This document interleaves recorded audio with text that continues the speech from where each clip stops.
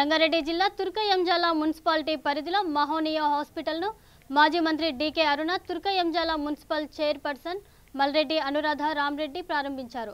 పేదల కష్టాల గురించి ఓఆర్ఆర్కి అతి సమీపంలో అత్యాధునిక టెక్నాలజీ కలిగిన సదుపాయాలు కల్పించాలని ఈ హాస్పిటల్ ఏర్పాటు చేశామని హాస్పిటల్ యాజమాన్యం తెలిపింది.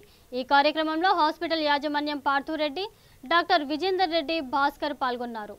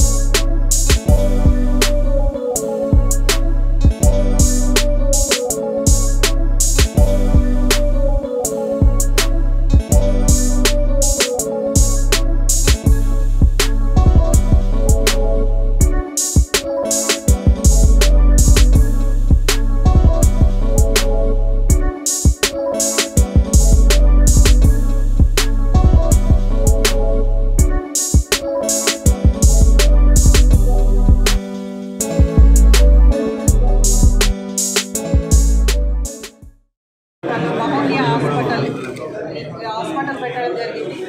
ఇక్కడ హాస్పిటల్ ఎంతో అవసరం అండి. తుర్కయంజాల మున్సిపాలిటీ సరౌండింగ్లో ఒక పెద్ద హాస్పిటల్ ఉండేది. ఈ హాస్పిటల్ చాలా ఉపయోగకరంగా ఉంటుంది. మంచి సైట్ కూడా చాలా రోడ్డుకు ఉంది. అందరికీ అందుబాటులో ఉంటుందన్న ఏ ఎమర్జెన్సీ వచ్చినా అందుబాటులో ఉంది. ఇక్కడ ఈ హాస్పిటల్ పెట్టిన యజమానానికి పార్థురెడ్డికి విజేందర్ రెడ్డికి, డాక్టర్ భాస్కర్ రెడ్డి గారికి కంగ్రాచులేషన్స్ తెలుపు.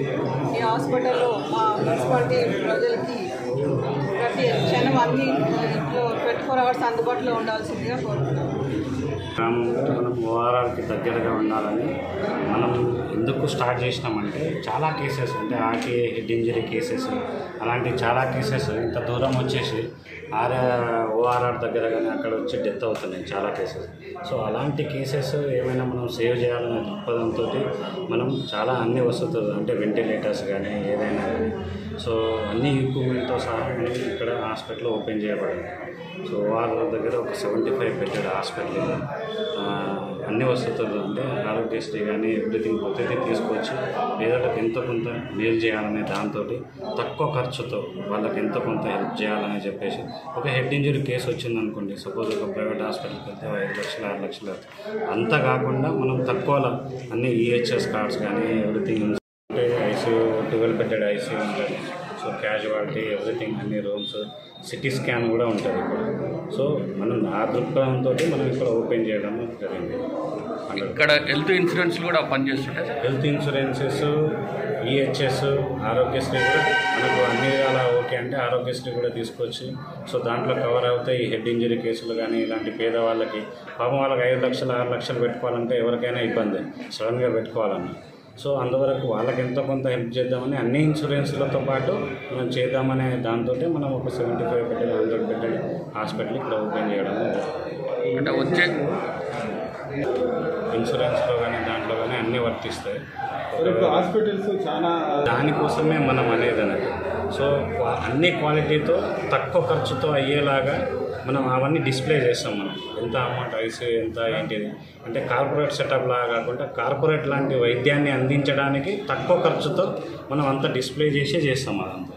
సో ఇప్పుడు మనం కార్పొరేట్ సెటప్లో ఒక 15,000 20,000 ఐసీయూ బిల్లు ఉందనుకోండి, మనం 6,000 6,500 8,000 లాగా అలా పెట్టుకొని దాంట్లో సగంలో సగం కొద్దిగా పేదలకు మనం కూడా హెల్ప్ చేయాలనే దృక్పథంతో మనం కూడా చాలా హాస్పిటల్ తిరిగినాం, అన్నీ చేసినాం.